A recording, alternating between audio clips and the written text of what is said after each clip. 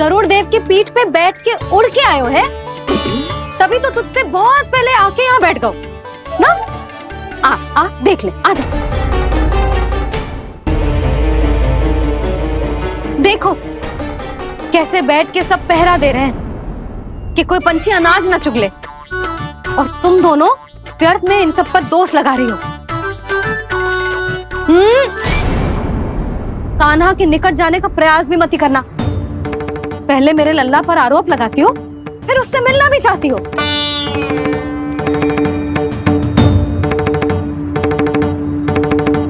पर जीजी चोरी, अरे उसे तो चोरी का अर्थ भी ना पता होगा।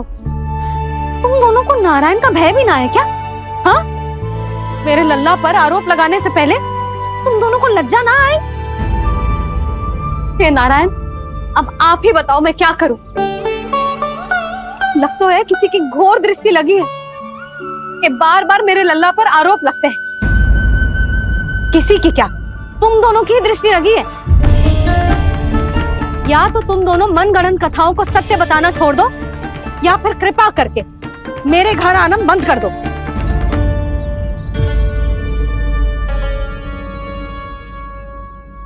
अब दोनों मुंह क्या ताक रही हो? हाँ, जाओ यहां से। और तुम दोनों नंद जी की सभा में क्यों ना गई? हाँ?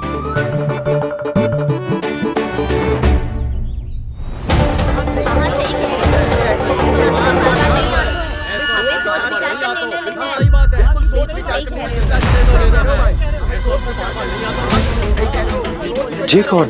पहले तो कभी ना देखो इसे।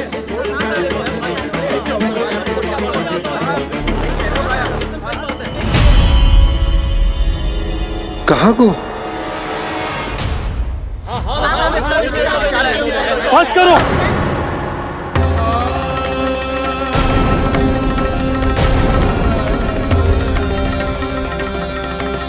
मेरी आंखों के सामने मैं गोकुल में इस तरह फूट पड़ते ना देख सकता।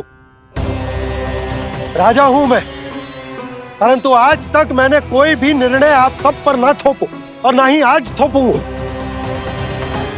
मुझे पता है आप सबके पास कल सूर्यास्त तक को समय, इसीलिए मेरी विनती है कि आप घर जाकर रात्रि को इस बात पर पुनः विचार अवश्य कीजिएगा। सोचिएगा कि कोई भी व्यापारी अविश्वसनीय रूप से सस्ता क्रय विक्रय क्यों करेगा, जब तक कि उसका कोई छुपा हुआ लाभ ना हो। हमें सोचना होगा कि कहीं हम उसके बिछाए जाल में फंस तो ना रहे।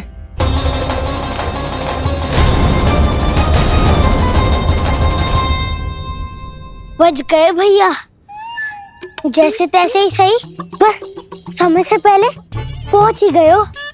सावित्री मौसी तनिक सी बात को इतना बड़ा चढ़ा के बोल रही थी जितना उज्जवल भी ना बोलतो।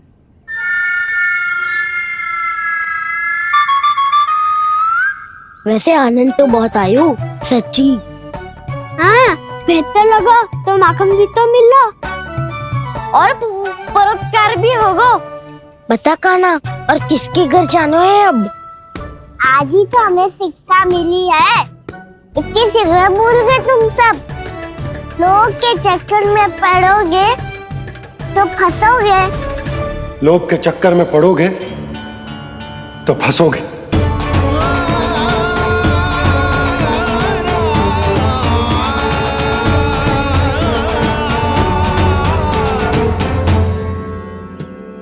चोर, चोर कह रही है मेरे निर्दोष से बालक को। अब तो इन दोनों ने अति ही कर दी है।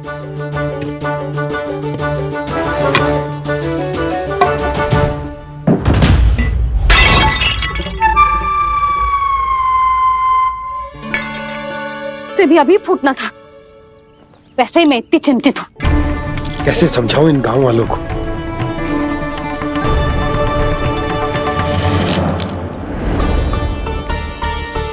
कोई समझने को तैयार ही ना है।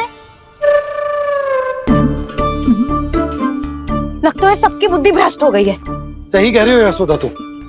मुझे तो लगता है कि सोचना समझना ही छोड़ दिया सबने। अनेकों तर्क देके समझा दियो, सिद्ध कर दियो, पर इनकी मोटी बुद्धि में कछु आता ही ना है। यशोदा, तुम तो तर्क की कह रही हो, मैंने तो उदाहरण देकर समझाने को प्रयास किया, पर अपनी बुद्धि के आगे कछु ना समझ में आ रहा इन गांव वालों को। क्या सारे के सारे गांव वाले मेरे लल्ला पर आरोप लगा रहे हैं? जी क्या कह रही हो तुम? मैं तो गांव वालों की बात कर रहा हूं जो नारायण के नाम पर वचन देकर उस अपरिचित व्यापारी को अपने दूध, दही, घी, माखन सब देने को तैयार है। लो कर लो बात। मैं गोपियों की बात कर रही हूँ जो लल्ला पर माखन चोरी का आरोप लगा रही हूँ। और आज तो सावित्री ने भी लल्ला को माखन चोर कह के पुकारो है।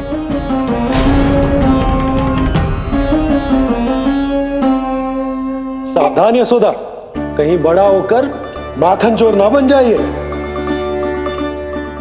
अच्छा, ये सब आप छोड़ो, स्त्रियों की बात है, मैं संभाल लूंगी। आप ये बताओ, सभा में क्या हुआ? गोकुल में फूट पड़ गई यशोदा, लोभ की फूट।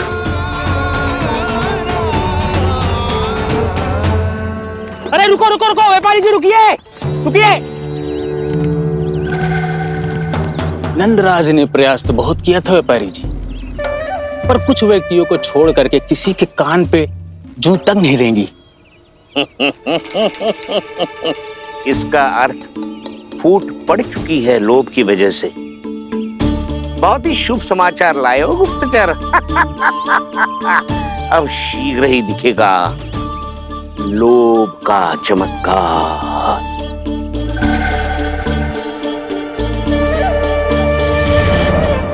लोभ से बचने को जो पाठ हम कान्हा को पढ़ा रहे थे ना, आज वही पाठ मैं इन गांव वालों को समझाने में असमर्थ रहा। आप चिंता मत करो जी, धीरे धीरे सब ठीक हो जाएगा। तब तक बहुत देर हो जाएगी यशोदा। ये गोकुलवासी मेरे अपने, उन्हें अपनी आंखों के सामने मैं भूल करते ना देख सकता। वो सुलक्षणा, वो उस व्यापारी के प्रभाव में आ गए, और शंकरी मौसी और सुमति भी सुलक्षणा के मार्ग पर ही चल रही। कान खोल के सुन ले बहू, आज से घर में दूध पीनो बंद, दही खानो बंद और माखन तो बिल्कुल न खानो। पर मैया, पर किंतु परंतु कुछ ना सुननो मुझे। सुलक्षणा की जैसे धनवान बननो है कि ना?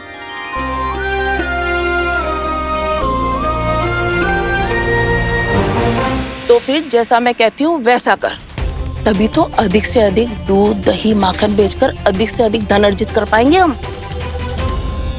सुलक्षणा को उस व्यापारी की तरह धनवान बनना है और शंकरी मौसी को सुलक्षणा की तरह।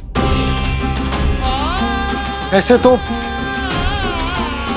पूरा गांव ही लोभ में पड़कर कल उस व्यापारी के पास पहुंच जाएगा। अब तो फिर स्त्रियों को मुझे अपने ढंग से समझाना पड़ेगा। अब गोकुल वासियों को चाहे कोई भी कितना भी समझा ले, बुझा ले, ज्ञान बांटे, उन्हें केवल एक ही भाषा समझ में आएगी, लोभ की भाषा। लगता है आपके पास बहुत उत्तम योजना है व्यापारी जी। सब झटक लूंगा।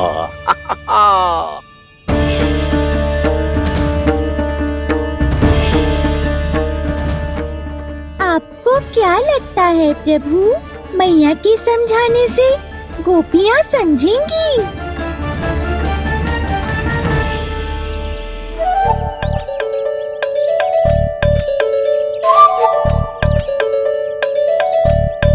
कान्हा, और कितनी प्रतीक्षा करवाएगो?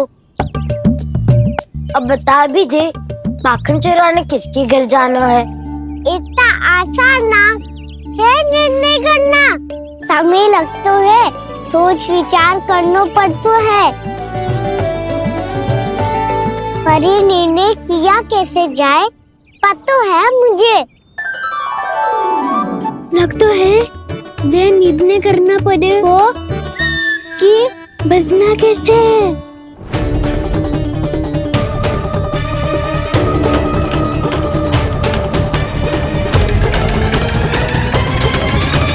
सावित्री मौसी ने हमारे चौदह विद्या प्रसारण के बारे में सबको बता दियो क्या?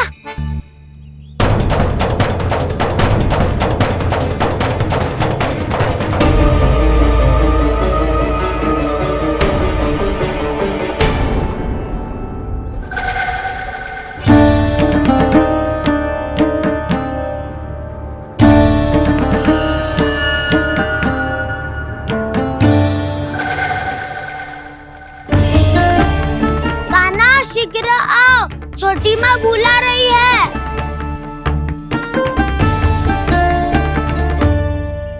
अब डांट भी पड़ेगी और कुटाई भी होगी। चौरी विद्या प्रसारण कल ही आरंभ हुआ था और आज ही समाप्त हो जाएगा।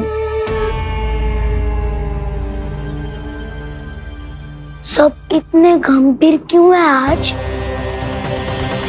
गंभीर तो होंगे ही ना दाऊ, क्योंकि मैया आज अच्छा वाला पाठ पढ़ाने वाली है।